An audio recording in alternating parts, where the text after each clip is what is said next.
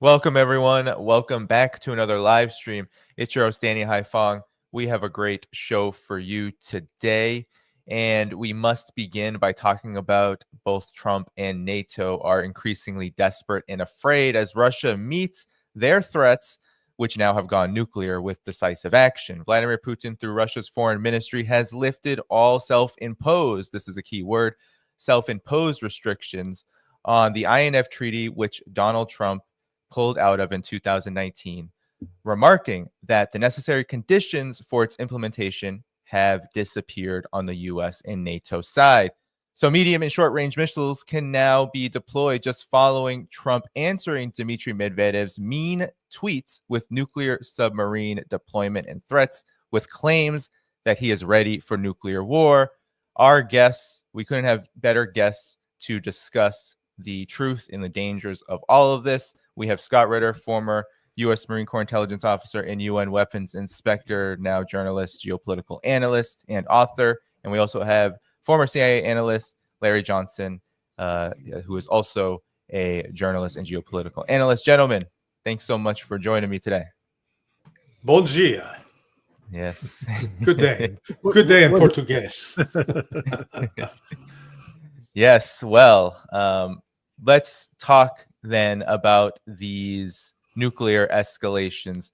So here is the Russian Foreign Ministry's statement concerning the moratorium on deploying ground-based intermediate and short-range missiles. It goes straight to the point about the United States, basically that the fault lies at its feet, and that its self-imposed restrictions were not reciprocated by either the U.S. and NATO, with both showing and demonstrating that they are committed to escalating these short and medium range missiles. And then we also have this ongoing saga where Donald Trump, in a spat with Dmitry Medvedev on X, said that he was ready for nuclear war. Here is what he said. When you talk about nuclear, we have to be prepared, and we're totally prepared. So let's begin with you, Scott. You have been on the show many times sounding the alarm about the dangers of nuclear conflict between the United States and Russia. So where are we now, given Russia's latest announcement on the end of its own self-imposed INF treaty? Well, let's first of all keep in mind that it was Donald Trump that pulled out of the Intermediate Nuclear Forces Treaty in 2018. 2018. Right? So here we are. We're celebrating the, 7th anniversary of that stupidity. The Russians, reciprocated. But what the Russians said is that we will continue to abide by the INF Treaty in terms of systems so long as the United States doesn't deploy INF-capable systems to Europe. The United States did deploy a INF-capable system. It's a containerized system that can shoot both the SM-3, SM-6 missile, the SM-6 variant known as the Typhoon, which would be a short-range missile in the surface-to-surface mode, but also the same containerized system, a derivative of the Mark 41 Aegis Ashore system, can shoot the Tomahawk, and there's no way of knowing what missile is loaded in the container system at the time. So we deployed it to Denmark, I believe, in part of a NATO exercise. We claimed that it only had the SM-6 loaded up, but it doesn't matter. The Russians went, we will now begin to actively do the R&D necessary to produce our missiles, and they began the production of something called the Oreshnik missile. And in November of 2024, Russia actually did an operational test of the Oreshnik, striking the Dnipro factory in Dnipropetrovsk, Ukraine. What we see happening now is simply the fact that the Russians have gone to serial production of the Oreshnik. And so now, instead of having, a handful of, handmade missiles, produced to do testing. They've gone into serial production, and they are producing missiles that are going out into the field, into operational units, and they have deployed the first operational units armed with Oreshnik missiles. When you deploy a system like the Oreshnik, it's deployed at the regimental level, meaning that you'll put a regiment. That means they have 3 battalions. Each battalion has 3 launchers. So we're talking 9 Oreshnik missile launchers minimum, already deployed at an operating base somewhere in Russia. Belarus has announced that it will be receiving the Oreshnik system by year's end, I believe. And so Belarus will also have a regiment of 9 missiles. They're getting 10 launchers because they're going to have their own training facility to train up the Belarusian troops. But the Oreshnik is produced at the Vodkinsk machine building plant. It's an SS-20 analog. The SS-20 is an intermediate range missile that was eliminated during the Intermediate Nuclear Forces Treaty, something I was involved in. At that time, we estimated that the Russians or the Soviets could produce 60 to 80 SS-20 type missiles a year. That was in peacetime Cold War production. Now the Oreshnik is being produced in a quasi wartime with real world operational requirements. So my guess is that the Russians could probably up that production, to around 100 or so Oreshniks a year. If it's 9 Oreshniks per regiment, we're talking about the Russians, and there'll be a reload capability here. Plus, the Oreshnik will be configured both for conventional and nuclear capabilities. So, let's say 59, 45. We're talking about the Russians being able to field before year's end, probably in the area of 4 to 5 regiments, a couple divisions worth of Oreshniks, and then they're just going to keep producing them. And this is a game changer. It fundamentally alters the strategic balance of power in Europe. There's nothing the United States or NATO has that can counter this, both in terms of its conventional strike, which is a new capability. The SS-20 was not a conventional system. It was purely a nuclear system. And in its nuclear mode, it just changed the way it put all of Europe at risk. I mean, this is the thing. Medvedev's tweet basically said, Europe, you committed suicide, because now you guaranteed any future conflict will ensure the destruction of all your beautiful cathedral spires. It's the end of Europe if they want to go to war. The Oreshnik literally guarantees the destruction, physical destruction of Europe in the case of a nuclear war. And the fact that Europe will not be able to ride out a conventional war without suffering immense damage. There's nothing in the world today that can intercept an Oreshnik missile. And so this is absolutely a game changer. Does it destabilize Europe? I actually think in this case, at this point in time, brings about stability, because Europe's going insane, literally going insane in terms of their anti-Russian rhetoric and things of this nature. There's nothing Europe can do to match the Oreshnik, and there's nothing the United States can do at the moment to match the Oreshnik. The United States is seeking to deploy what they call the Dark Eagle, a intermediate range hypersonic missile. It was supposed to be deployed last year, but we don't know how to build it.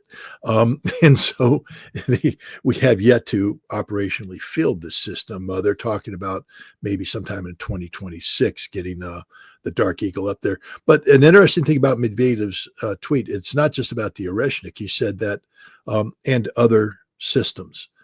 The Oreshnik is a derivative of what's called the RS-26 Rubyezh, which was a missile that the Russians had under development, but it ran into problems because of the INF Treaty. The Rubyezh, deployed with certain warhead configuration, could be flown to ranges below intermediate range threshold set by the treaty. But the problem is, if you put on a different warhead configuration, it could be flown to ranges greater. And once a missile's flown to ranges greater, it becomes an intermediate range missile as defined by the treaty. And the Russians didn't want to be seen as crossing over that threshold, so they put the deployment of the Rubyezh on hold. But the Rubyezh is, again, an SS-20 analog. It's a missile that was developed to fill the gap that was created in Russian strategic capabilities when the SS-20 was eliminated. what a lot of people don't realize during that time is that the Russians had built another missile called the Skorost missile. This was another intermediate range missile. It was built specifically for the Pershing II problem set, meaning that now when Pershing IIs, which are an intermediate range missile of the United States, deployed to West Germany, if the Pershing II went out of its, garrison and went into, an operational mode, the Russians didn't have anything that could immediately strike. Skorost means quick. And so the Skorost system was a system that was built to quickly respond to operational deployments of the Pershing II, so that if Russian intelligence, Soviet intelligence detected the Pershing II leaving its place, Skorost could be fired and terminate the Pershing II's existence before it could fire. The reason why I bring this up is that the Oreshnik is not the system to counter Dark Eagle. There will have to be a Skorost type analog produced to counter the Dark Eagle, so that when the Dark Eagle is deployed to Europe, if it goes to an operational place, there will be a new Russian system. And this is what Medvedev has alluded to. And I believe it's something I've been saying all along, that, the Russians will fall back on Soviet doctrine and Soviet, operational requirements set by the capabilities of NATO and the United States. And if we deploy Dark Eagle, there will be a new missile. It'll be the analog of Skorost. I don't know what they're going to call it. This is, again, game changer. It's checkmate in favor of Russia. People need to understand now that the Russians have dominance across the totality of the battlefield. I don't know if you saw Ukrainian drone operators do a post on Telegram, I think a couple of weeks ago, where they mocked NATO. They said, we're getting our asses handed to us by the Russians, who have mastered drone warfare. They hunt us down and kill us before we can launch our drones now. The Ukrainians were doing pretty well in drone warfare, but now as soon as they deploy, the Russians have done pattern of life analysis of how the Ukrainian drones operate. And the second they go operational, the Russians are killing them, slaughtering them. This is why the Russians are making the progress they are in Pokrovsk and Sumy and elsewhere, where they used to be stopped cold by Ukrainian drones. They now just power right on through. And the Ukrainian drone operators got up and said, NATO needs to understand that a NATO-style army going up against the Russians will be dead in a matter of days, destroyed, totally destroyed. And that's just using drones. Now we throw in the Russian supremacy in the missile field. And they already had it with the Iskander, the Iskander-M, the Iskander-K, the Caliber, the Kinzhal. But now we throw in the Oreshnik, which will destroy every command and control center, every major logistical center throughout Europe. None will exist when the war starts. There will be no railheads. There will be nothing. It's all gone. Conventional Oreshniks will take it out. And then you throw in the Skorost, will take out the Dark Eagle and the other analog out there, including air bases. The Russians now are, in the, ability to totally mobilize their defense industry. They will produce missiles in the hundreds. They were producing 70 Iskanders a year. They're now producing 700. This is game, set, match, Russia. How does the United States respond? Well, we sent nuclear weapons to England, B-61-12 bombs, understand that the Oreshnik will take them out too, along with all the other nuclear storage facilities. And then there's, Medvedev's famous or infamous, mean tweet. His mean tweet didn't say anything outrageous. It simply was a response to the stupidity of Lindsey Graham and others who threatened Russia with preemptive strikes. Basically saying, if you Russians don't continue this, we know how to do this. Ask the Ayatollah. It was basically a threat of, decapitation strike, first strike by the United States. And all Medvedev did is say, and we got the dead hand. The dead hand is a Cold War system known as perimeter. It's real, even though Medvedev said, if it exists, it exists. I know. I inspected at least 3 of the missiles that are associated with this system back in 1990. Those were SS-25, since then upgraded to SS-27 variants. Without getting too much detail on it, if we attempted a preemptive strike and it succeeded, let's say we killed Putin and Medvedev and everybody, blew out their command and control and all that, and we tried to take out their nukes. The perimeter has sensors all over Russia, detect radiation, detect seismic waves, and they monitor communications. And when you get a radiation detection, seismic detection, and communications no longer function, then the dead hand kicks in. These missiles that I talked about are launched. They have a broadcast capability. They don't carry warheads. They'll put out the launch codes, and everything in the Russian arsenal gets launched immediately to the United States, and the United States ceases to exist. That's the dead hand. And all Medvedev said is, you want to talk about preemptively striking us? We got the dead hand, and you'll turn into the walking dead. Trump apparently didn't understand that because he does nuclear better than anybody. And he threatened to, or he said, I'm going to deploy Trident-capable Ohio-class submarines. Here's the interesting thing, and I'll leave it at this. This is why it's so dangerous. The dead hand was conceived in the late 70s, fielded in the early 1980s, out of a fear that the Pershing II / Ohio class / Trident capability gave the United States real preemptive first strike decapitation capability, especially if the Trident submarine comes close to Russian shores, Soviet shores, and fires the Tridents in a reduced trajectory, which eliminates being detected by long-range radars and provides shorter flight times. And that's why they built it. They built it because of the Trident. They built the dead hand because of the Trident, because of the fear the United States would put Ohio-class submarines near the shores and fire the Trident. So what did the president do? The president ordered 2 Ohio-class submarines to move closer to Russian shores. Now the Russian radars are going off all over the place. You know, Russia isn't looking for a nuclear war, but Russia is not going to sit back and let the United States, carry out a preemptive strike. Now the Russian alert levels have gone up. Last fall, the CIA assessment was that there was a greater than 50% chance of having a nuclear war before year's end.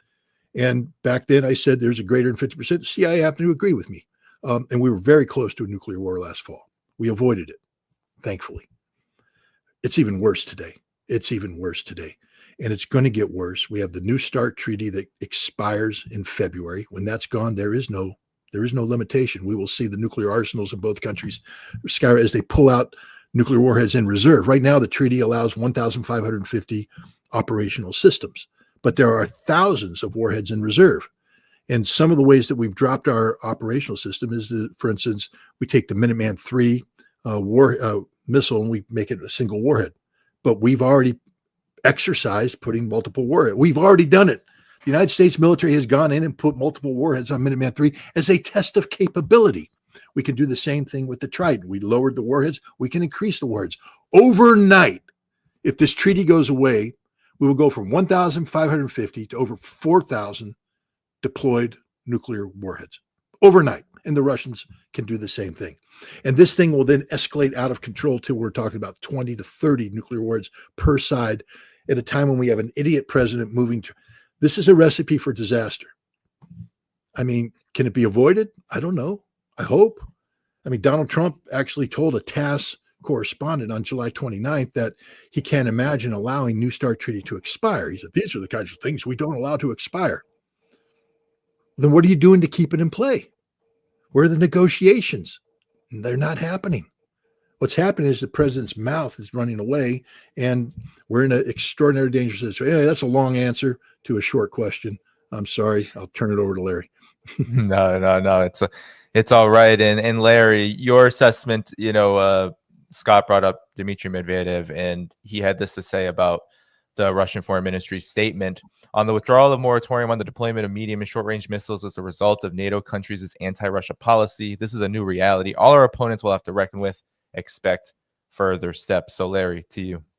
When I entered on duty with the CIA in 1985, September of 85, the preoccupation at that time was the issue of the deployment of the Pershing II intermediate range ballistic missile to Europe.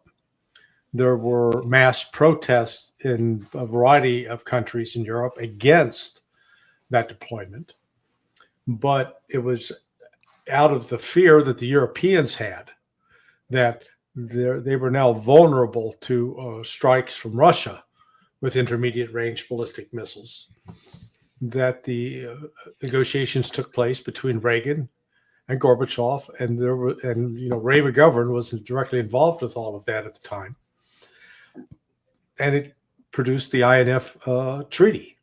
It was in I think like December of '87 they finally signed it.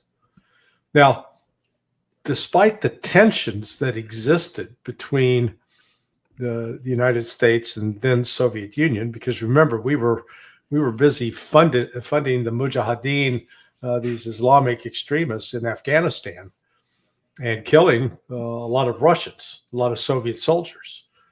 Despite that going on, we were still able to talk and find a negotiated settlement here with the INF treaty, and it did in fact reduce and eliminated, for 38 years, until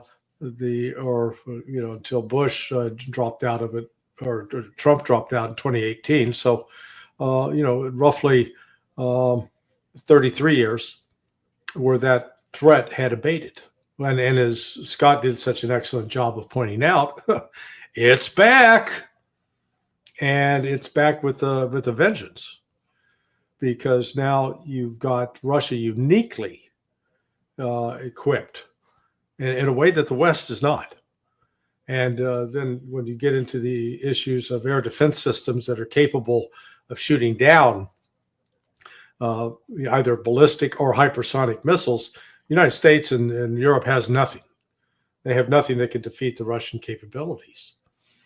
But what's really alarming are the signals that are being sent by Washington while Donald Trump is president. Let's start with June 1st with the spiderweb attack that took place at the strategic air bases throughout Russia. Now they failed, but there still was showing an intent and the capability that was then of using the drones that was then replicated a month later, or I guess 2 weeks later, in Iran with the attacks and the decapitation attack that took place. So if you're a Russian military or intelligence analyst, you're sitting here watching, say, here's the West carrying out, helping Ukraine carry out these drone attacks. And I'm sure they did get assistance out of Azerbaijan to take out our nuclear air threat from the bombers. Then that's followed up by a decapitation attack in Iran. Then that's followed up with this General Christopher Donahue, just off the cuff at a NATO meeting, talking about how quickly the United States could overrun Kaliningrad and defeat the Russians. And saying that at the same time that Trump, and I don't know if Trump knew he was signing off on this, but Trump has to take the credit. He's president. Redeploys those nuclear gravity bombs, not just to England, but to at least, I think, 6 other NATO bases throughout Europe.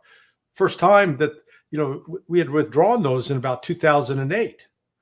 And I don't know if the withdrawal back in 2008 was part of some treaty process or whatever, but the point was we were seeking to de-escalate the nuclear tension. Now we're doing this. And then on top of it, with Trump shooting his mouth off the way he was. I know that Judge Napolitano was interviewed by Dimitri Simes on the program that Dimitri hosts in Russia. And there were some Russian generals on there, and they were genuinely wanting to know, what the hell is the United States? Are you guys serious about this? So in the world of intelligence, the thing you want to do is remove uncertainty. You don't want to increase uncertainty and increase doubts. And everything that Trump is doing is leading to increasing doubts, increasing misunderstanding. And by that, you end up making the world more dangerous. And so I agree with Scott that I think we're in a far worse position than what the CIA projected last December. Yeah, and Scott, you mentioned the New START treaty and its expiration and the dangers of that. Perhaps you could elaborate on this, given that you do have a project out. This is on your Substack. You have Project 38, which is a campaign centered on the production of a documentary film, 38 minutes, seeking to put nuclear disarmament back on the table as an American policy priority. So people can donate to that in the video description after the show. But talk about the dangers of this, given these latest moves, and how you put it all together into this project. I mean, when the project was conceived, we weren't living in total insanity. I mean, it's become even more important now than ever before, but also more difficult to implement. The only good news is that the president appears to be at least cognizant of the fact that there's a treaty and it expires, and its expiration would be a bad thing. So that's a step in the right direction, because one of the goals and objectives of Project 38 was to, make sure the president was aware of the expiration and to try and convince the president of the absolute importance to extend this treaty, until which time a new arms control vehicle could be negotiated between Russia and the United States, probably even including China. Project 38, the name 38 comes from the 38 minutes of terror felt by the citizens of Hawaii in January 13th, 2018. When at 8 a.m, the emergency broadcast system of Hawaii sent out a warning that there was a missile inbound to Hawaii, and they were to seek shelter immediately. This is not a drill. And this was at a time when the Trump administration and North Korea were, flexing their respective nuclear muscles. And the feeling was that the North Koreans had launched a nuclear weapon against Hawaii and that they were all going to die. And for 38 minutes, people actually thought they were going to die.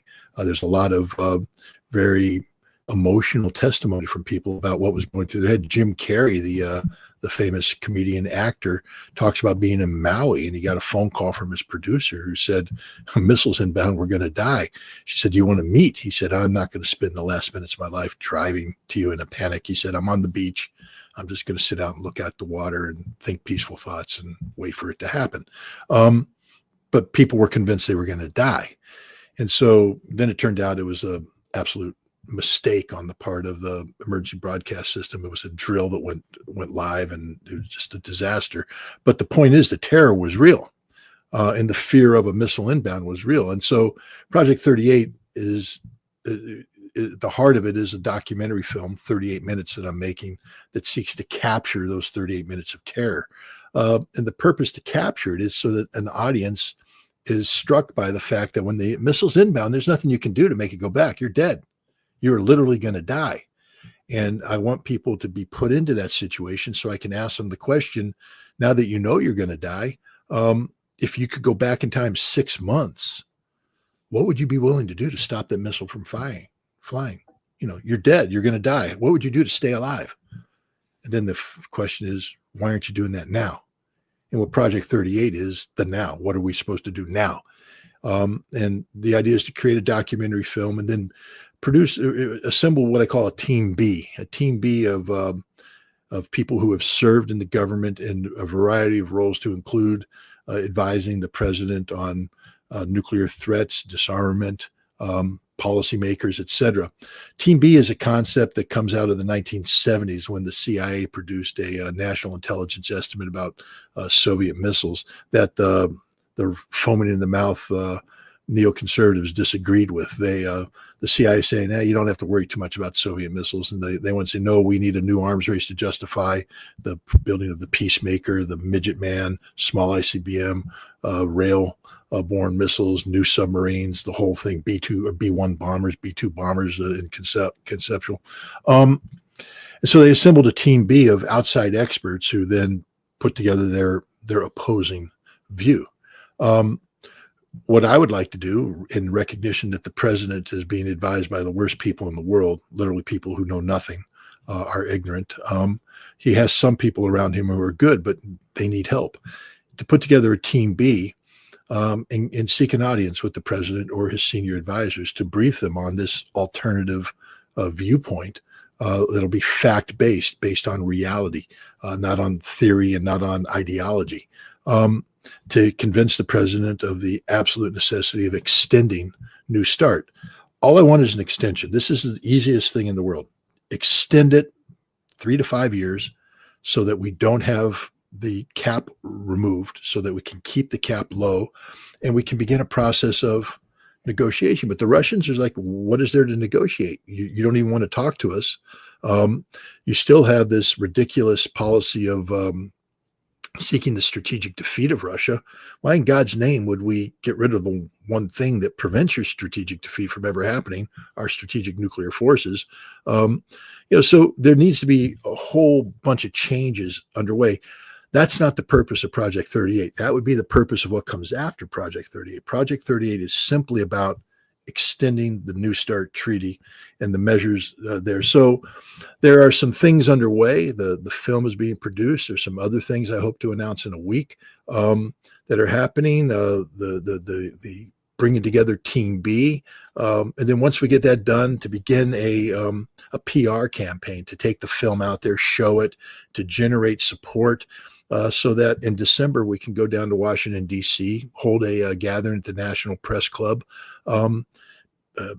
get a large LED screen, mobile screen, put it in Lafayette Park and play the movie for the president, make sure it can be seen by the Oval Office, and seek the audience and make the case, and hopefully get the president to agree that come February 4th, I believe it is, that this treaty will not expire, it will be extended. But this is going to require a lot of work, both here in the United States and in Russia. I mean, we actually need the Russian help on this one. We need Russia to, indicate that it would be receptive to this. Right now, I mean, look, we just had the Russians say, you guys scrap the INF treaty. We're now deploying INF systems. This is tough. This is tough. The Russians are right. There's no reason, you can't say they're wrong to do this, but we're headed in the wrong direction. And so, Project 38 is, I think it's one of the most necessary projects that I could think of. I mean, I did Operation Dawn last year, which was designed to bring to the attention of the world the danger of nuclear war and trying to get candidates to commit to policies that avoid it. But through the grace of God and luck and everything else, we navigated those shoals. And I think Operation Dawn helped. Danny, you were an important part of that. Larry, you as well. I mean, this was a team effort, and I'm looking for a team effort on Project 38. So you can go to my Substack, scottritter.com. You'll see the Project 38 button. You can read about Project 38. And, I hate to ask for money, but I'm just telling you, these things don't happen for free. I mean, just getting the National Press Club, which was essential to Operation Dawn. I just want to say the briefing we did at the National Press Club helped turn the corner to get things done that avoided a nuclear war, or helped avoid a nuclear war. But that's a $12,000 to $15,000 proposition, just renting that space. And this can only happen with help. So if there's people that think this is a good project, go to scottritter.com, go to the donate button and donate. I will tell you that the donations that have been received so far, I don't want to, I can't say anything right now, but this time next week, you'll understand what your donations did. And then by the end of the month, you'll understand, or I think mid-September, you'll understand even more. We have momentum. We're moving in the right direction. I'm very optimistic. And Larry, you've known me a long time, and I'm generally a pessimistic kind of person. I mean, I always try to do the right thing, but I'm always, well, it's tough to. I am extraordinarily optimistic, and you'll know more why next week. But it's only because of the support that's been received. So I want to thank everybody who supported this project to date, and I'll give preemptive thanks to those people who might be considering to support it. There's other things we do though. Waging Peace was a project that was stopped. Did I tell you, Danny? Do you know the good news? The really weird news? What's Larry, that? are you aware of this as well? I got my passport. Look at that. Amazing. And it's amazing when you get a passport, lots of options happen. Like you can begin waging peace again, which was going over to Russia and doing things to, capture that. Waging peace, also was stuff that we did here. As in June, we did a U.S. Russian Citizens Summit, sort of a 40th anniversary of the 1985 space bridge. It was very successful, got a lot of attention. And there's people that want to continue that. So we will be continuing this, working to do various summits throughout the United States, and trying to get the Russians excited about that as well. Citizen diplomacy, it's a very important element of this. So the waging peace project is still on, and we're just going to keep moving forward. Look, Danny, Larry, this is a team effort. We are part of what I call a family of podcasts and a family of podcasters. We collectively have the ability to influence millions of people. The videos that we collectively produce, and we're pretty much all on the same wavelength. We may differ on, nuance here and nuance there, but we're on the same side, the same team, the same wavelength. When we put our minds together, we actually have greater impact than CNN, Fox, and others. And what we're doing here, what you're doing here today, Larry, what you do is very important. Just so everybody knows, Larry, you went to Moscow earlier this year and interviewed Sergei Lavrov. I mean, that's a home run kind of thing. You've done other meetings. You work behind the scenes. You work in the shadows, because I guess that's where you're comfortable, working with your damn Hawaiian t-shirts. But yeah, I think you're muted. Oh, sorry. I muted you. Sorry. Yeah. I said a face made for radio. Just keep me out of sight. Yeah, well, I mean, we all have a face made for radio. Unfortunately, we got this StreamYard, but the point is, collectively we can make a difference. It's us, the talking heads here, and it's the people watching. I mean, we actually have the ability to do very important work. This is what being a good citizen, both a citizen of the nation and a citizen of the world, is all about. So again, thanks for allowing me to talk about it, Danny. Yeah, sure. I've got a new book out again. I'm plugging the book, not because my publisher wants me to, although they'll be happy that I do it, but because it's relevant. It's called Highway to Hell. It's the Armageddon Chronicles from 2014 to 2025. There couldn't be a more timely book, because it's everything we just talked about is predicted in the book and discussed in the book and furthered in the book. This is about the absolute insanity, the insane road that we're on right now with Donald Trump and these non-experts, and the importance of arms control. So if you want a primer to bring you up to speed on why Project 38 is important, why extending the New START Treaty is important, Highway to Hell is a good place to start. Yeah, definitely. Well, everyone after the show can go to the video description and find all the places to support all those projects, and especially Project 38. But with that said, speaking of insanity, Larry, we can begin with you. As the Ukraine conflict deteriorates, especially for the U.S. NATO side, we see, for example, has been referenced many times, but back in July, this is what General Donahue had to say about potentially, believe it or not, the next front in this campaign that Scott characterizes as the campaign to strategically defeat Russia. Here's what he said. If you look at Kaliningrad, and it's, you can argue back and forth, but it's about 47 miles wide, surrounded by NATO on all sides. There's absolutely no reason why that A2AD bubble, to deter Russia, we cannot take that down from the ground in a time frame that is unheard of and faster than we've ever been able to do. And that's only the beginning of the insanity on the part of the NATO side. Well, Trump's ambassador to NATO had these comments to say about Vladimir Putin. I think this demonstrates where both the U.S. and NATO side are when it comes to Russia. Impossible to get in the mind of Vladimir Putin because it's sick and twisted and probably not logical. But, I'm guessing that he doesn't want to take on the most powerful military in the world, which is the United States of America. So, Larry, to you, what do you make of this posture right now from the U.S. NATO side vis-a-vis Russia? Just go off. Well, delusional. They're like the evil queen in Snow White. They keep looking in the mirror, mirror, mirror on the wall. Who's the biggest, baddest of them all? And because the mirror is programmed to say, oh, you're the best, you're the biggest, you're the baddest, they start believing it. Well, it's time for that mirror to speak up and talk back some truth. Now, let's start with Christopher Donahue, that general. This knucklehead, I think, has spent too much time at altitude with no oxygen. I think it's been fried some brain cells. This is not a ranger push-up contest, okay? He was an Army Ranger. This wasn't seeing how many push-ups you can do. Let's you tell us how quick we can take Kaliningrad. Okay, then what? Okay, how are you gonna resupply it? You're gonna concentrate any forces there? Because Russia's certainly going to be using nuclear weapons on you. Or now they don't have to worry about nukes. They can just use the Rushniks. That way they don't have to worry about any decontamination. I mean, just the thought that here's something that we can do tactically. Yeah, maybe you can do it tactically, but where does it put you strategically? And that's what these people are not thinking. And again, Whitaker, he's just...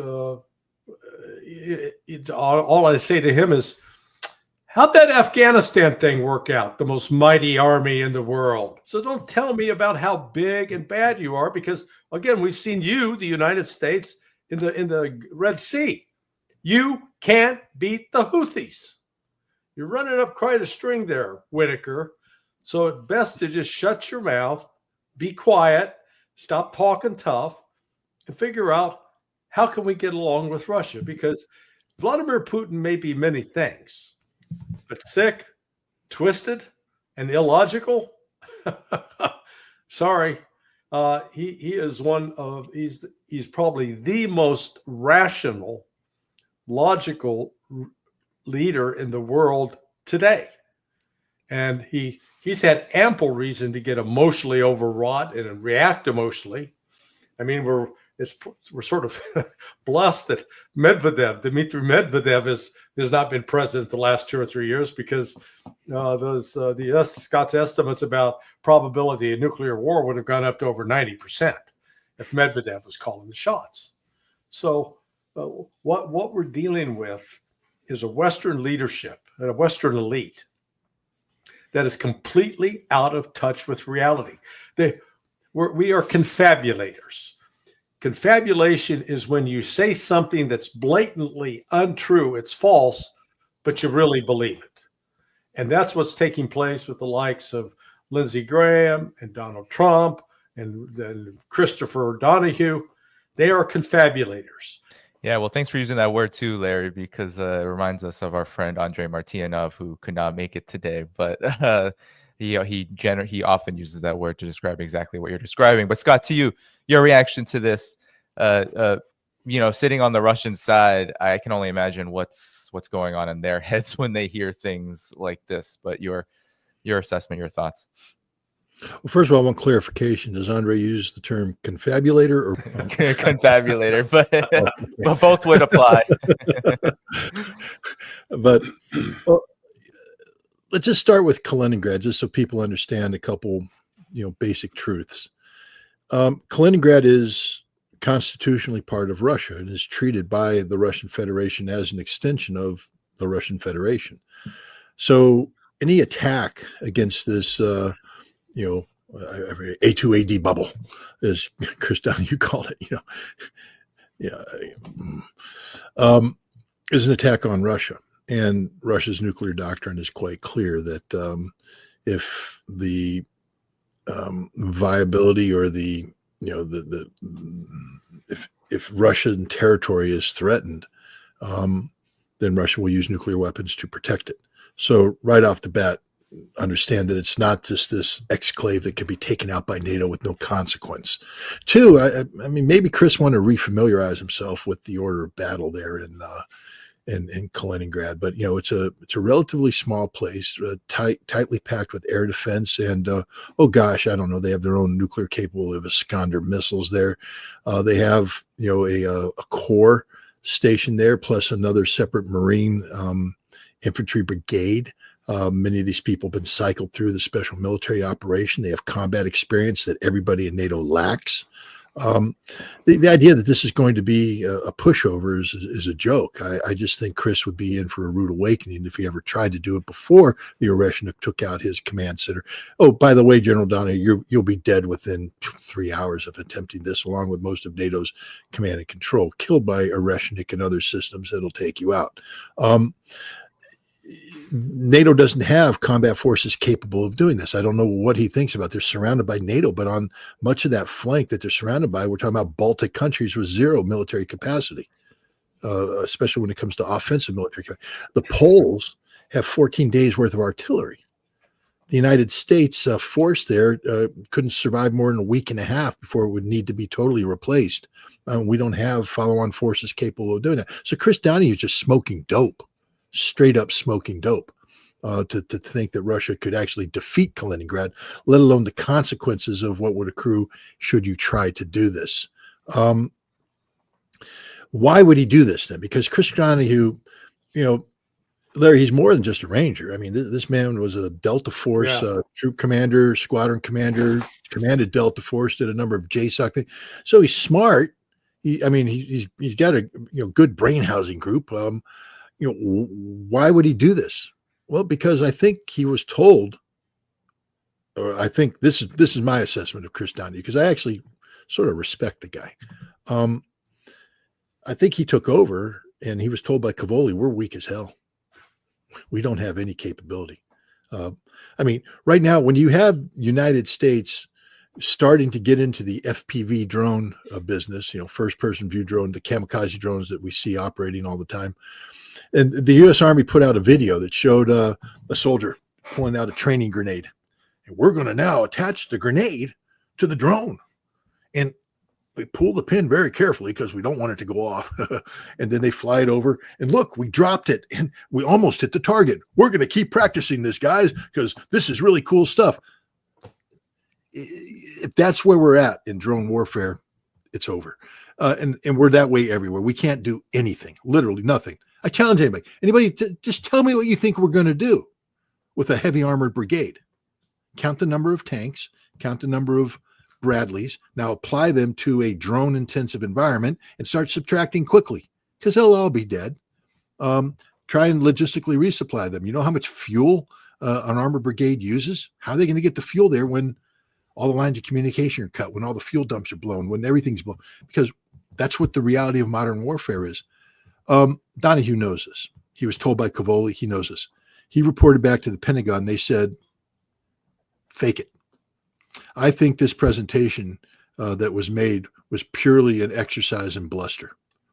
It was chest thumping, puffing out by a man who knows better.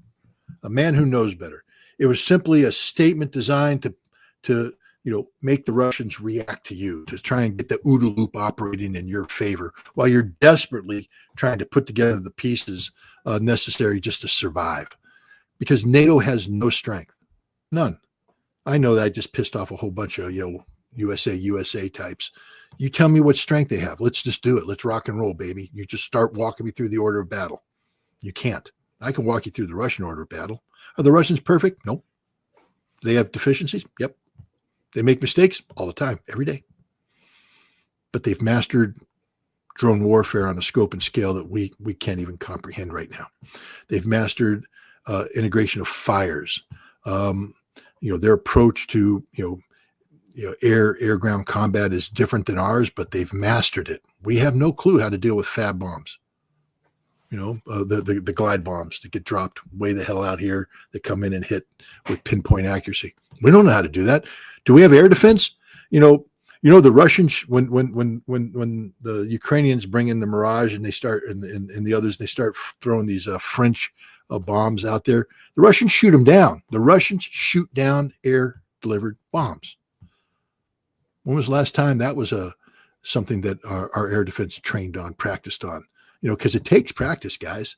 You actually have to learn how to operate your radars and not operate your radars, in peacetime mode, full on, full power. No, you'll be dead in 5 minutes. We're talking about waiting for the radio cue on real quick, learning how to read the screen, turn off, transfer over to another one, integrate it in through line, and get some sort of picture to begin an intercept solution. We don't know how to do it. Russians are doing it all the time. Every day they're shooting down, HIMARS, they're shooting down ATACMS, they're shooting down bombs. This is the reality of modern warfare. And unless you're doing it on a daily basis with a level of intensity that somewhat replicates reality, you're not doing it. NATO doesn't know how to do it. I don't know what they think they're going to do, but they're not going to do it. They're not going to do what the Russians are doing. And the only way to get to that point is through training. And training's too damn expensive anymore. We don't train. Larry, you know this. You know about training. Yeah. Look, when I was in the Marine Corps, way back in the day, I used to walk to school uphill and walk home uphill. We didn't have buses, but I was in a field artillery unit in 29 Palms, California. This one battalion, we fired more live rounds for one battalion in a year than the entire Marine Corps fires in a year today. And that's the only way we became proficient, was we were in the field all the time, every day, firing, shoot, move, communicate, adapting our tactics, innovative training. It cost a hell of a lot of money. Today, we spend nearly $1 trillion a year on defense, but look how much of it goes to training. Not that much. And when we train, a lot of it's done on simulators. And I'm here to tell you right now, you can't learn on a simulator. You need reality. We don't do it. We don't know how to do the job we're supposed to be doing. We don't have the skill set. And if we take it and adapt it to, and we're called upon to do it in reality, we'll be slaughtered. Those Ukrainian drone operators were 110% correct. So yeah, I agree with Larry. Chris Donahue shouldn't have said what he said. I know why he said it, but this is the time when you actually take the 4 stars off, put them on the table and say, nah, boss, we got to be real here. We have to stop provoking the beast. And just one last comment on Whitaker. At a time when diplomacy is absolutely essential, I think the only way we're getting out of this is for Putin to sit down with Trump and for them to hash out something together. And it'll be done in a way that Russia's going to get what it wants. But in order for that to happen, Trump and Putin have to feel comfortable operating. You don't hear, it's open warfare on Donald Trump's brain. I mean, the Russians could get away, Russian officials every day could legitimately get away with calling the man, senile, stupid, a moron, whatever. You don't hear a single word like that out of the Russians. Not at all. Why? Because they're keeping the door for diplomacy open. You don't sit down and have meaningful discussions with people you call what Whitaker called Vladimir Putin. I mean, Whitaker's a moron. I mean, he was a prosecutor for the Southern District of Iowa, went after meth heads by, throwing the book at them. I'm not saying that was the wrong thing to do, but that's all he knows. Never served in the military. Doesn't have a foggiest clue what it means to be in the military, fight a war. And he's also not much of a diplomat, because what he did is undermine any chance the president has of moving forward, in an effective manner with Russia, because you just don't have an ambassador of NATO calling the president of Russia names and then expect the president of Russia to go, yeah, hey, I'm ready to sit down with you. No, it's insulting. So Trump is just being failed across the board. I'm not saying Trump is the greatest thing since sliced bread. We know he isn't. But if he had better advisors, better people surrounding him, people who didn't undermine Trump on a daily basis, maybe we could find a way out of this absolute disaster we have that's U.S.-Russian policy. Yeah, well, to your point, Scott and Larry, you can comment on this too. Vladimir Putin said exactly what you just said with regards to diplomacy when he was with Alexander Lukashenko, the president of Belarus. This is what he said, and it's almost word for word what you just said. All disappointments. Hold on, let me mute that. All disappointments come from excessive expectations. That's a well-known general rule. Here we go. But in order to approach resolving the issue by peaceful means, thorough discussions are needed. Not in public. This needs to be done calmly in the quiet of the negotiations process. So it's literally that's what diplomacy actually is, and it's exactly the posture that Russia has taken. But Larry, we're hearing all sorts of chatter from NATO itself, despite all the things that Scott just said about its weaknesses. We hear chatter everywhere about 2027. We hear that Russia is going to be ready for war with NATO by 2027. So NATO needs to wage war with Russia by 2027. We had Polish Prime Minister Donald Tusk say that. General Alexis Grenoukwicz, NATO's Supreme Allied Commander and head of U.S. European Command, say this. We're hearing this all the time now. So what's your thoughts on this 2027 number, and any comments on what Scott laid out? Well, the 2027 number is just, it's a made up number. Europe's trying to figure out how they're going to stay relevant. They have no strategy for dealing with the reality that's unfolding right now. And that reality is the Russian offensive is accelerating. The Ukrainian ability to resist that offensive is deteriorating with each passing day. I've been burned before making predictions about, it could be over by this, that, or the other date. But the trend line we're seeing now, and the fact that the Russians are moving not just in one area, but they're moving in Zaporizhia, they're moving further south in Kherson, they're moving up north around Kharkiv, they're moving in Sumy, and all the advances are to the west, are in the direction of Ukrainian lines.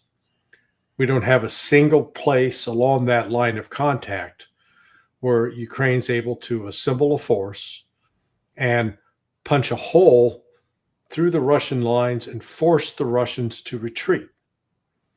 They were able to do so in the fall of September of 2022.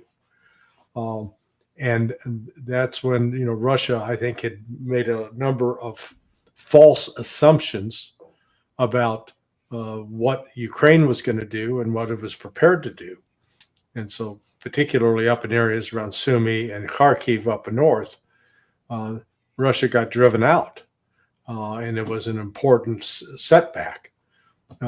Similarly, it was General Surovikin who said, "Look, we got our troops down south in Kherson. They're on the west side of the Dnieper River. If they get cut off, we will have no way to resupply them.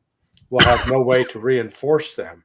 So we're going to withdraw." And he withdrew them back across the territory, and then proceeded to put in place lines of defense, which is come June of 2023, when the NATO plan, NATO designed counteroffensive that the Ukrainians launched, that was going to take them to the Crimea and they'd be bathing in the Black Sea in August, that was launched, and it was a complete failure because Russia had learned to adapt and adjust quickly to the changing circumstances on the battlefield.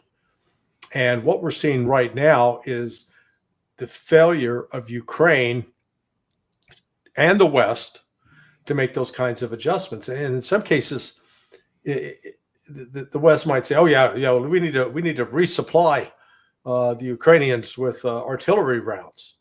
And let's assume that right now the Ukrainians were, if they had functioning artillery barrels, they'd be firing 5,000 rounds a week. Okay, well, right now the United States can produce a grand total of 40,000 a month. So all of a sudden, we're going to run out of shells. I take that back. The Ukrainians are firing at 5,000 a day. So, in 1 week, a little over 1 week, you're going to use up what the United States can produce now in an entire month. And it's not just confined to that weapon system. It's confined to the same situation with tanks. The United States is no longer building M1 Abrams tanks. They're taking existing tanks and refurbishing them. Hey, and they can get you a new one in 2 years. Patriot missile systems. Yeah, we built 500 of those missiles, 500 to 700 of the PAC-3 a year. And we understand that Russia's firing 500 to 700 drones and missiles in one night. And then if you have to use, let's say, a minimum of 2 Patriots per each of those, good Lord. So you've used up 1,400 and 700. So you've used up 2 years of production capability in one day. What happens the next day and the day after that? So what's taking place with this situation right now is there's not a single area you can point to where Ukraine can say, hey, we've got dominance, we've got superiority, we've got better technology in any area, whether we're talking soldiers, the weapons the soldiers are using on the front lines, mortars, artillery, RPGs, drones, combat aircraft, bombers, hypersonic missiles. Just give me one area, electronic warfare, just one area where you can point and say, boy, yeah, Ukraine is definitely, they got an advantage there. And they can say, well, they got the backing of NATO. Well, that's turned out not to be such a great advantage either. When you've got guys that, the U.S. has been unable to win a war since the end of World War II. So, it's not right now. I would argue that the average Ukrainian officer has far more combat experience than any officer in the U.S. military. Yeah, well, I think this is a good place to talk about the battlefield situation. We get a bit more detailed on this, Scott, because we have CNN sounding the alarm saying Russia's summer offensive is turning into an escalating crisis for Ukraine, especially in the Pokrovsk area.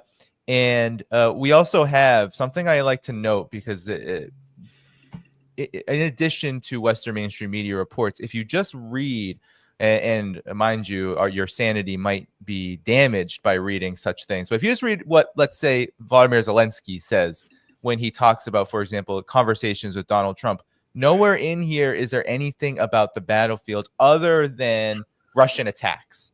So I think that says a lot about what's going on. But Scott, if you could give analysis, because I take it that a lot of the actions, behaviors, and reactions from Donald Trump's administration, Donald Trump, NATO have something to do with this.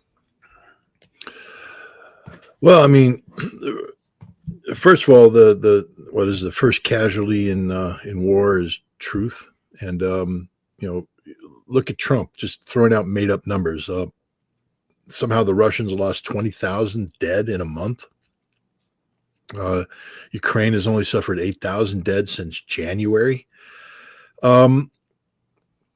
My understanding, based upon conversations with people who were at the front line and some other anecdotal information, is that the Russians are losing 150, 200 dead a week. That's a lot. I understand that 200 dead a week broke the back of the United States during the Vietnam War. So this is not a insignificant number. And, so we're looking at the Russians, dropping 600 to, 800 men a month. A lot. That's bigger than a battalion. But that ain't 20,000 a month.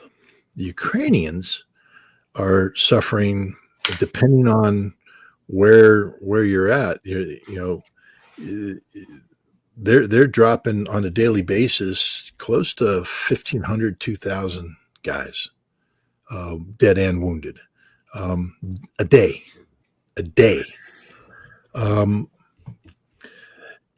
These are unsustainable numbers, and yet they can't tell the truth, so they flip the script, and it's it's the Ukrainians that are losing guys that they in numbers they can't replace. And what's happened here is that the Ukrainians are actually at a juncture right now where they don't have enough troops left to, even with the recruitment they're doing. And just so everybody knows, not everybody who gets sent to the front line is getting popped on the head. The vast majority of Ukrainian troops that are being, mobilized are being mobilized in a normal fashion. They show up, they get processed, they get trained, and they get to the front lines. But the Ukrainians don't generate enough forces to replace the casualties. And so every day that goes by, they're getting weaker. This isn't just me in my analysis saying, this is a Ukrainian parliamentarian announcing this on the floor of the Rada saying, you guys got to be real here. We can't replace our losses. We get weaker every day. The Russians, on the other hand, get stronger every day because, yes, they're suffering losses, but they're recruiting far more people. Far more people. It's not even, and so not only are they replacing the losses at the battlefield, but they're beginning to assemble, viable reserves, hundreds of thousands of men, which give them great flexibility when the time comes. But this allows Russia to maintain pressure. Ukrainians are very capable soldiers. They're better than anything NATO's got going right now. Even the United States Army couldn't do what Ukraine's doing on the battlefield. Couldn't survive the way Ukraine's surviving. I'm sorry, U.S. Army. That's just a statement of truth. They're battle hardened. They have sound small unit leadership, and it's certain areas when they have good middle management and senior leadership, they can stop the Russians from advancing.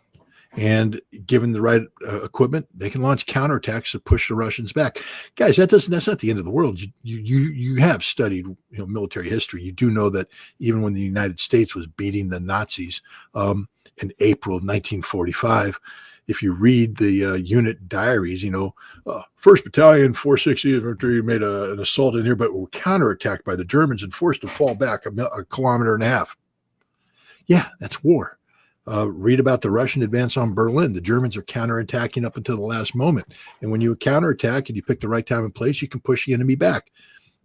So the Ukrainians have the ability to stop the Russian advance in certain areas and launch counterattacks to push the Russians back.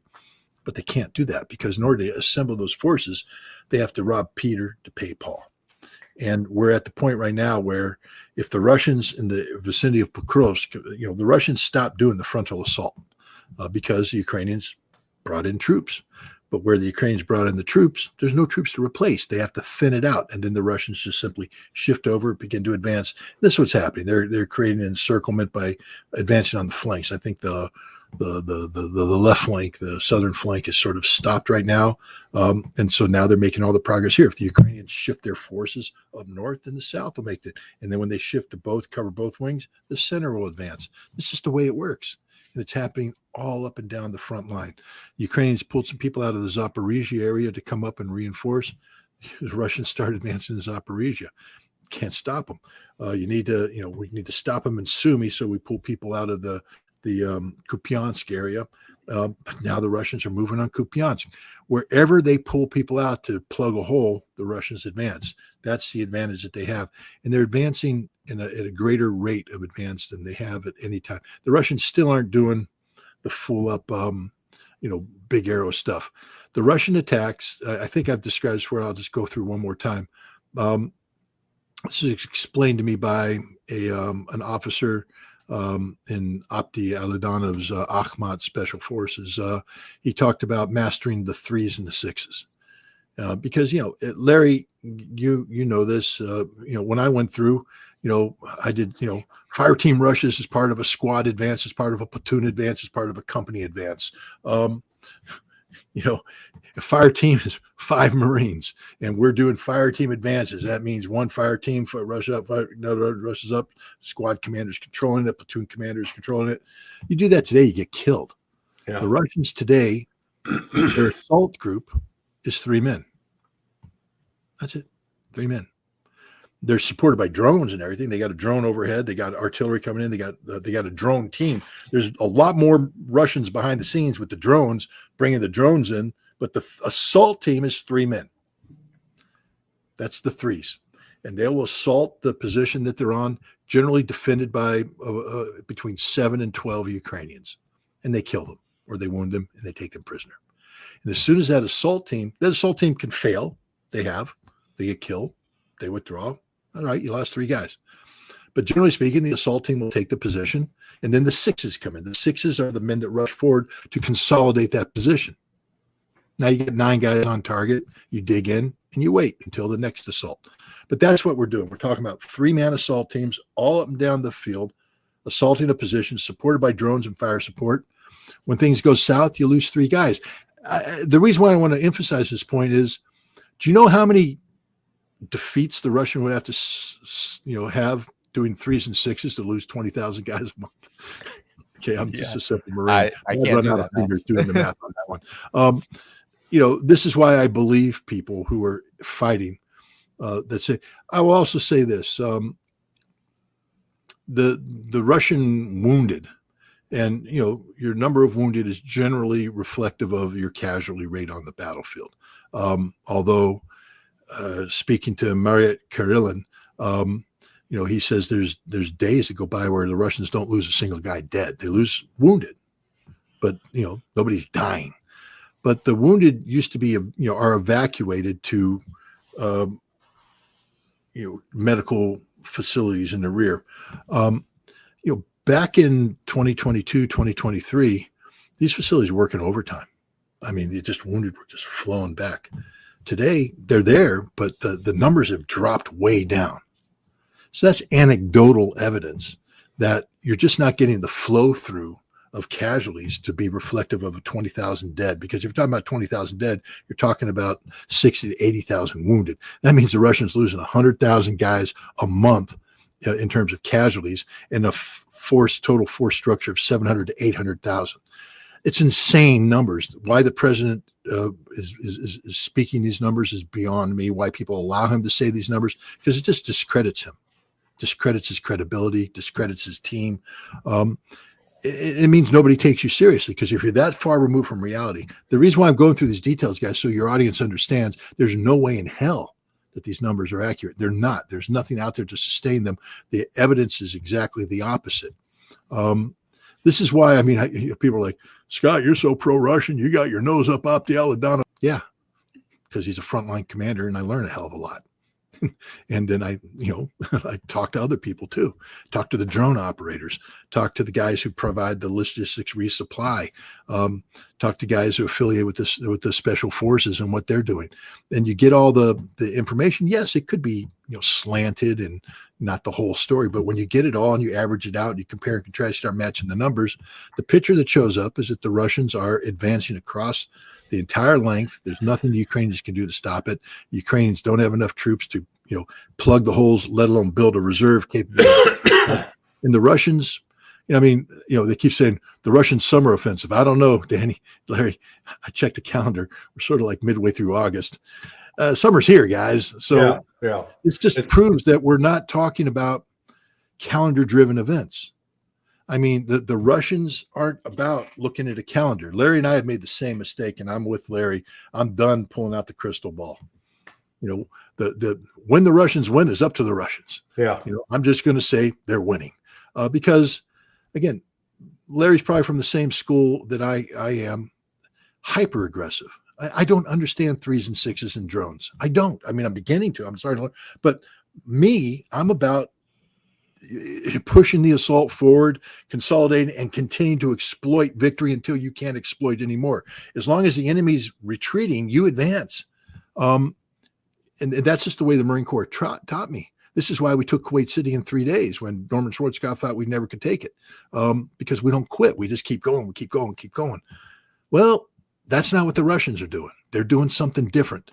They're doing the attritional warfare thing, where 3 assault soldiers are taking out 12 Ukrainians. And they're winning. They're prevailing. And they understand that this conflict isn't just about the battlefield. It's about the economy, which is not going well for the Ukrainians. It's about politics. It ain't going. Did you see the SVR's press release the other day, Larry? We're about the secret meeting in Switzerland. I don't know if it's true, but what it did is it built upon things that we know are happening. We know Zelensky's meeting with the Swiss president. We know that Yermak meets with the national security advisor. We know the Ukrainians have had meetings with the United States and the United Kingdom. We know Zelensky has positioned himself to repeat. So the Russians have put together a report that totally undermines the credibility of the Ukrainian government. So you have this one dictatorial president, Zelensky, that everybody says has to go.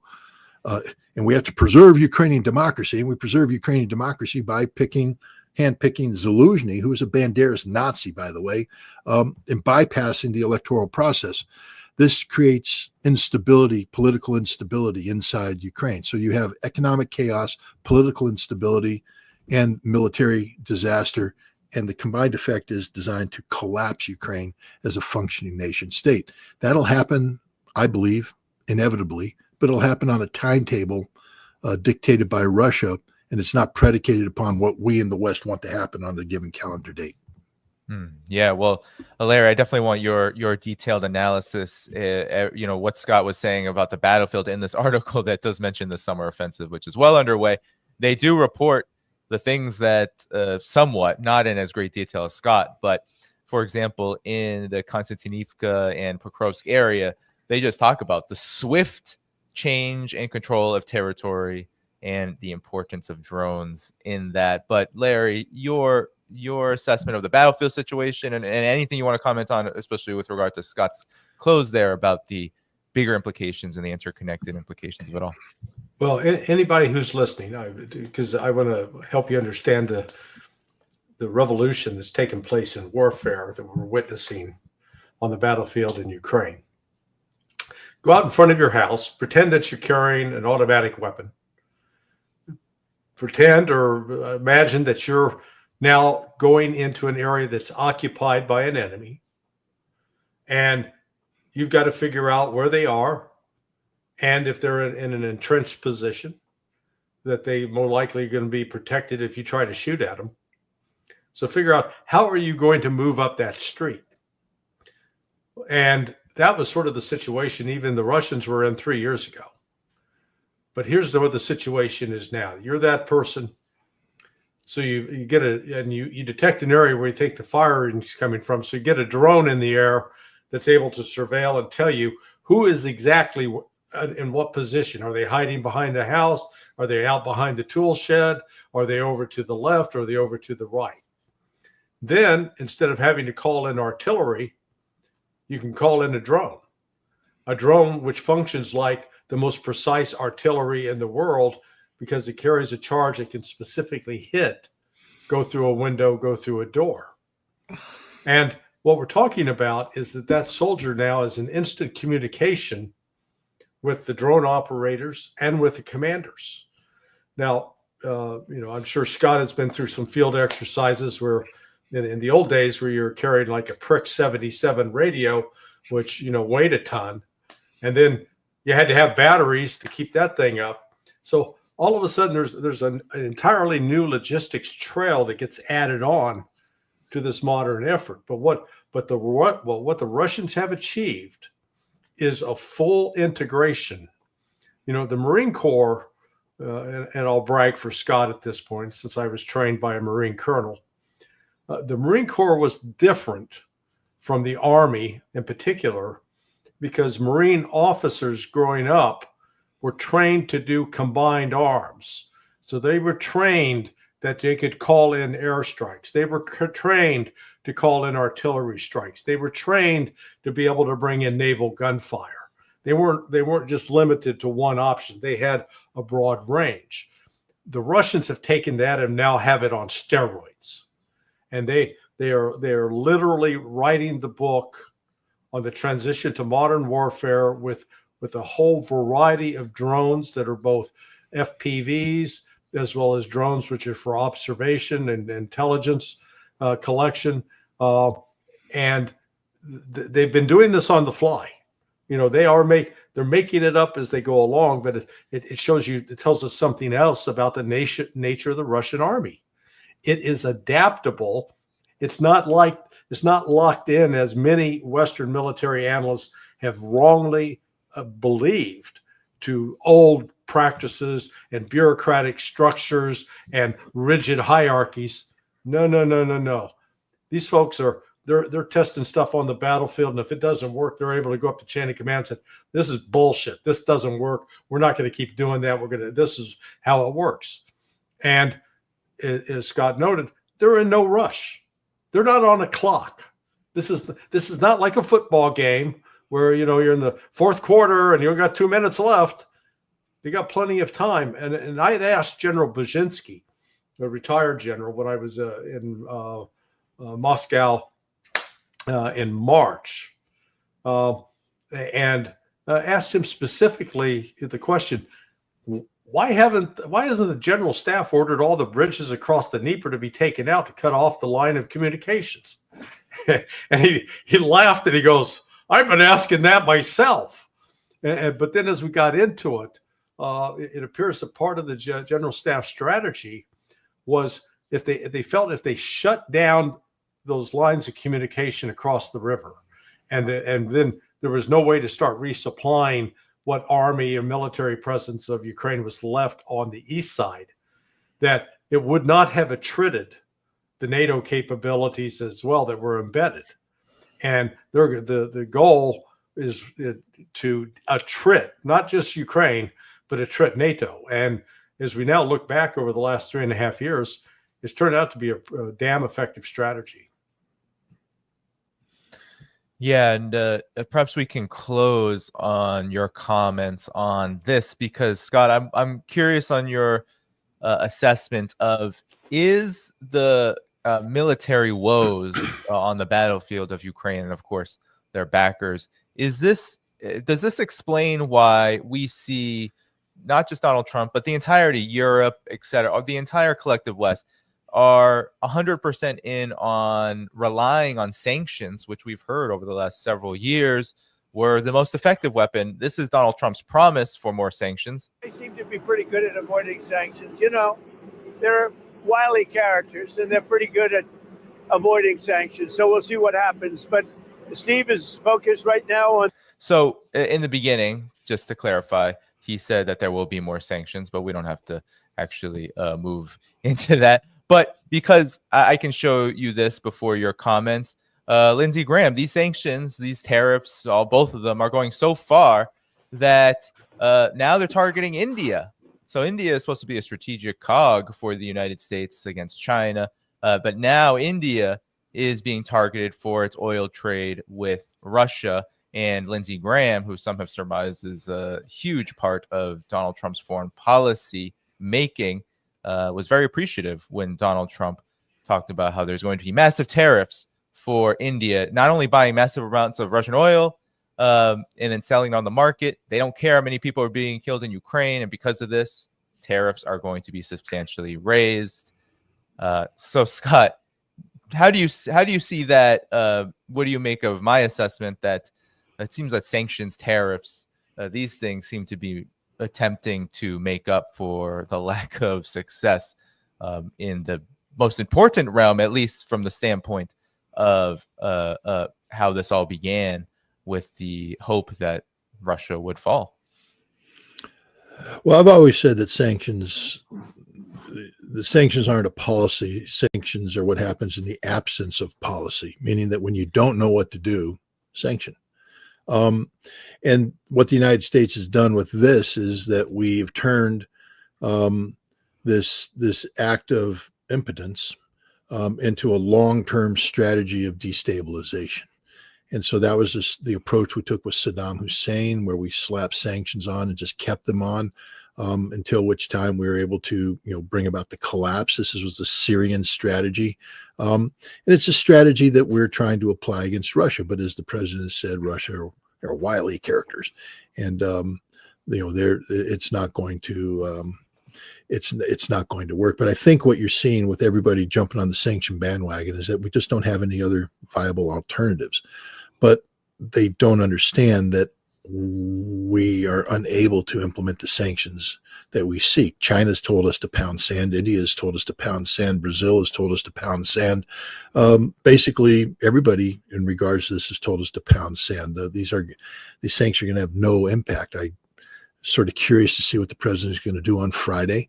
But he may be escalating us towards a major economic confrontation with the world, with BRICS. He thinks that this is going to destroy BRICS. I personally believe that this is going to solidify BRICS and be the glue that brings BRICS together. This is bad policy, but it's because we don't have a policy. We don't have a Russian policy. We don't know what we want to accomplish. It's nonsensical what we say about Ukraine and what our goals and objectives are. We don't have a NATO policy because we can't afford what he says.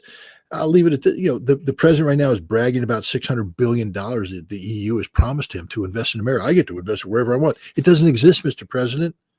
Ursula von der Leyen admitted that she doesn't have any control. There's no $600 billion. There's nobody lining up to give you that money. The $720 billion of energy purchases over the course of 3 years, it's a made up number. It can't happen. I mean, I think Europe bought $76 billion total per year last year.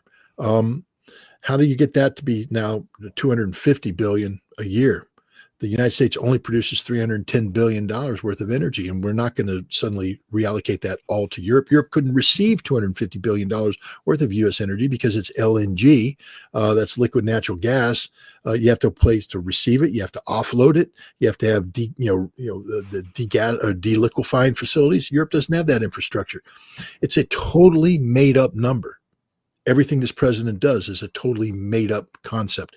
And right now we simply don't have any way to leverage or to put pressure on Russia other than the threat of sanctions. But as the president said, Russia is not going to blink at all, and neither are the nations that are working with Russia. Yeah.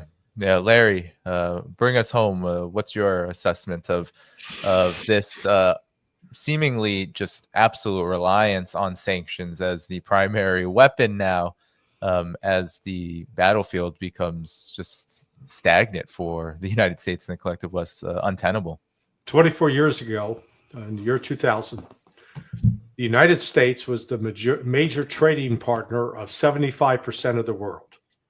So if you did a global map of it, most of the world, and the world would associate blue with the United States, 75% of the world was blue. Today, when you ask that question, which country is the major trading partner of the majority of nations? It's like 80% now are majority trading partners with China. China and the United States have completely flipped roles. Sanctions and tariffs can be powerful tools if you're in the position the United States was 24 years ago, but not today. If you're the only supplier of rare earth minerals, then if I decide to sanction those, put a sanction on those so that I'm not going to ship them to people outside that need it, those countries outside are going to be in trouble. Likewise, if you, the United States, are putting sanctions on me, China, and because of that, China says, okay, screw you. I'm not sending you any more rare earth minerals or magnets, which you absolutely need, or pharmaceuticals. Now, all of a sudden, the power arithmetic is changed. It's the United States is vulnerable, not China. And so Trump is living in a world that doesn't exist anymore economically. He thinks it's still 2000. He thinks the United States is still being able to call the shots. So look at what happened with, we told Brazil, okay, we're not going to sanction orange juice because, if we sanction orange juice and the tariffs on that go up, we're going to have a lot of pissed off people who drink orange juice. But we are going to tariff your coffee. And what did the Brazilians do? They didn't go, oh my God, we've lost, that the United States are the only people in the world who drink coffee. They went, no, okay. They just signed a new deal with China. You know what? There are a lot more coffee, even though they drink tea in China, still a lot more coffee drinkers in terms of total numbers than in the United States. How about pork, soybeans? The Chinese actually at the start of tariffs, man, they bought a lot of soybeans out of the United States, just piled up because they got it in store. But now that the tariffs are kicking in, they're buying from Brazil and from Russia. So the point is, if you impose sanctions work if you have monopoly control. Tariffs work if you got monopoly control. But if you're living in a competitive world where you're not the sole source, and in fact you're just one of another group of guys or countries, then it is a counterproductive, damaging strategy. Yeah, and I just pulled up that reference mainstream media reporting on what you're saying, Larry, Yeah. regarding Brazilian coffee. And if you go to China, you know how big of a deal this is, because Chinese domestic brands for coffee are very important and popular. So the fact that China is willing to open up their market just goes to show how far all of these countries are willing to go to counter the tariffs, counter sanctions. It's definitely a losing gambit. Yeah. Gentlemen, I mean, anything else you'd like to say? Oh, Larry, please. I was just going to say, the U.S. is going to discover it's no longer relevant, and that's the problem. We think we are. Yeah. Anything else you'd like to say, Scott, before we conclude here? I'm just going to double down on what Larry said. That, and this is horrible as an American, but we're no longer the exceptional nation, or what was the other term that was used? The indispensable nation. We're the irrelevant nation. We simply don't matter. The coffee thing is a perfect example. China is what, 1.2 billion people, more maybe. The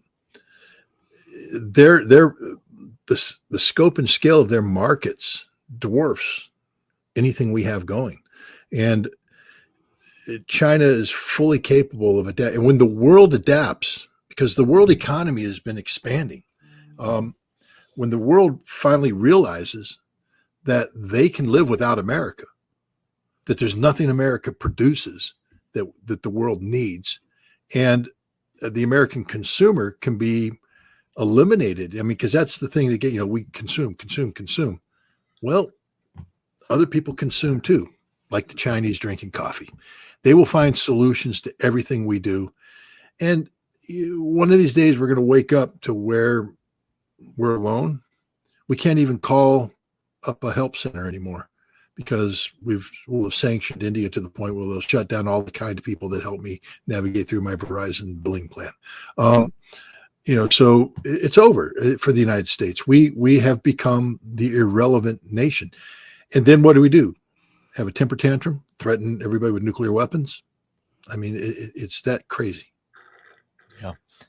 I think that's a good note to end on. I want to point everyone to the video description before you head out of here. That has both Scott's Substack to the donations page for Project 38, also Sonar 21, which is what Larry Johnson manages, his blog. Be sure to go there, support, follow his work. Also, hit the like button before you go. That helps keep the stream going after we are through. And then all the places in the video description to support this channel are also there. So Patreon, Substack, and much more. Without further ado, everyone, I'll see you all Thursday morning with Alistair Crook. And until then, bye-bye.